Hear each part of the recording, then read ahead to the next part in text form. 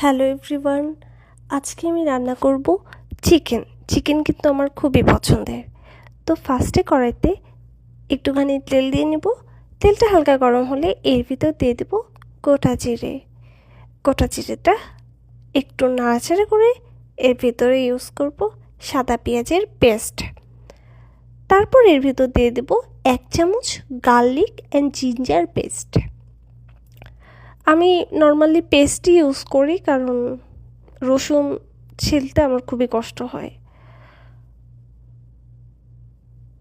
তারপর এর ভিতরে একে একে মশলা দিয়ে নেব।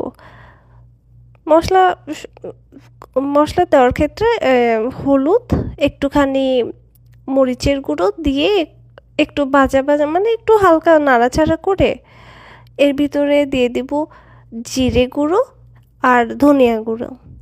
জিরে গুঁড়ো আর ধনিয়া গুঁড়ো দেওয়ার পরে এই মশলাগুলো ভালো করে একটু কষাতে হবে। আর মশলা কষানোর সময় একটু তেল দেওয়া যেতে পারে, কিন্তু আমি মুরগির মাংসের ক্ষেত্রে ইউজ করব একটু বাটার, কারণ বাটার দিলে ফার্মের মুরগির টেস্টটা খুবই ভালো হয়। তো বাটার দিয়ে আমি এটা ভাজা করছি। এরপরে এর ভিতরে একটু পানি দিয়ে এটা ভালো করে কষাবো, আর তারপর আগে থেকে ধুয়ে রাখা চিকেনগুলো এতে দিয়ে দেব।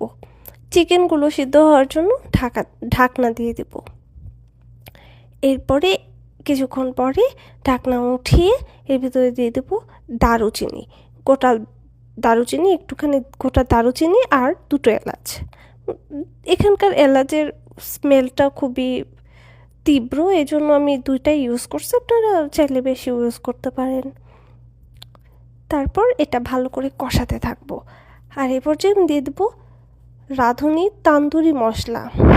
এটা আমার চিকেনে খেতে খুবই মজা লাগে, আপনারা চাইলে স্কিপ করতে পারবেন, এটা পুরোই অ্যাডিশনাল। তারপর ভালো করে কষানোর পরে এখন এই পর্যায়ে ইউজ করব আমি ভাজা গুঁড়ো মশলা। আর এখানে হচ্ছে জিরে, ধনিয়া, মরিচের গুঁড়ো মরিচ একসাথে ভেজে তারপর গুঁড়ো করে রাখছিলাম আমি আগে থেকেই।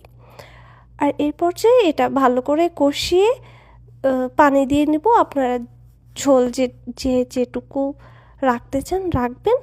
আর আমি একটু মুরগি একটু শুকনো আমার খেতে ভালো লাগে। এরপর একটু বেরেস্তা দিয়ে নেব। বেরেস্তা কিন্তু খুবই মজা, এটা মুরগির টেস্টটা এনহ্যান্স করে।